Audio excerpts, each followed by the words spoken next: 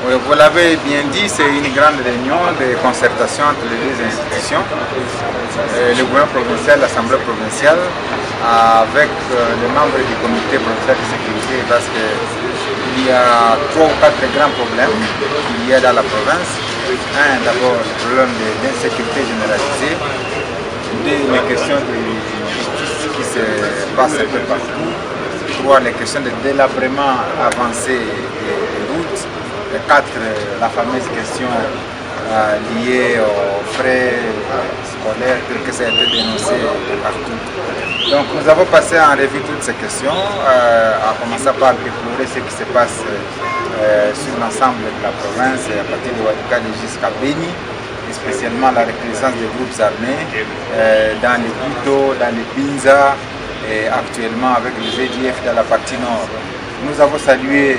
les efforts de nos forces armées et surtout avec le déploiement actuel du commandement suprême, de nouvelles forces qui sont arrivées à Rutshuru et à Beni pour appuyer nos éléments à devoir mettre un terme à ce qui se passe dans la province. C'est donc des unités supplémentaires qui sont arrivées et qui, espérons-les, vont appuyer la capacité actuelle de mettre un terme définitivement à ce qui nous tracasse ici. Nous avons passé également en revue les différentes tracasseries qu'il y a, aussi bien au niveau des barrières un peu partout, qui s'ajoutent à l'insécurité généralisée. Et là, le littoral a été chargé pour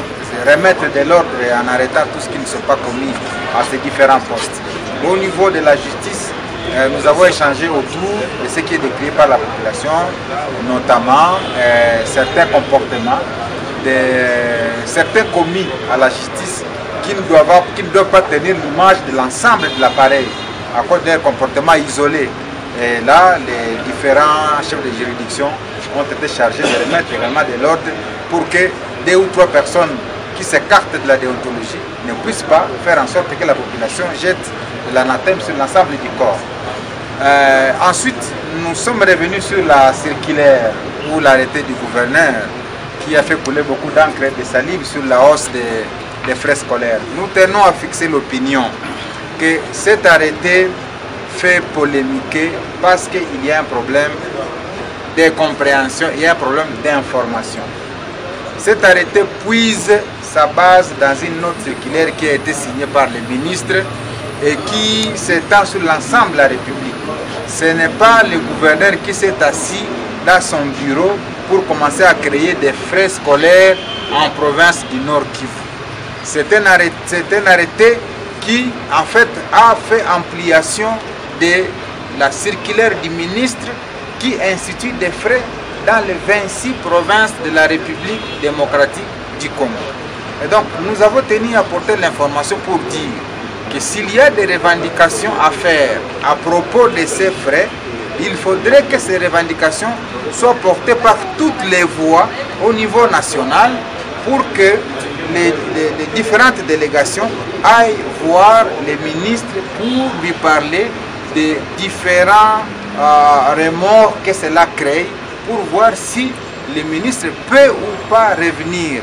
pour que le ministre essaie d'expliquer les contextes dans lesquels il a signé la note circulaire. Parce qu'on peut bel et bien solliciter que le gouverneur puisse retirer cet arrêté, bien il va le retirer à Goma, mais la note circulaire ne vaut pas pour la ville de Goma. La note circulaire du ministre vaut pour les 26 provinces de la République démocratique du Congo. Donc pour moi, j'ai compris qu'il y a un problème de communication entre la population et peut-être le gouvernement provincial, ce qui a motivé qu'effectivement beaucoup de gens ont tendance à entrer dans la rue. Nous sommes conscients, nous tous, qu'il peut y avoir des problèmes au niveau de la note circulaire, mais nous sommes conscients aussi que s'il faut un plaidoyer, le plaidoyer doit être fait au niveau où la décision a été prise. Voilà la précision que je vais bien apporter au sujet de ce texte-là qui a fait couler encre et salive.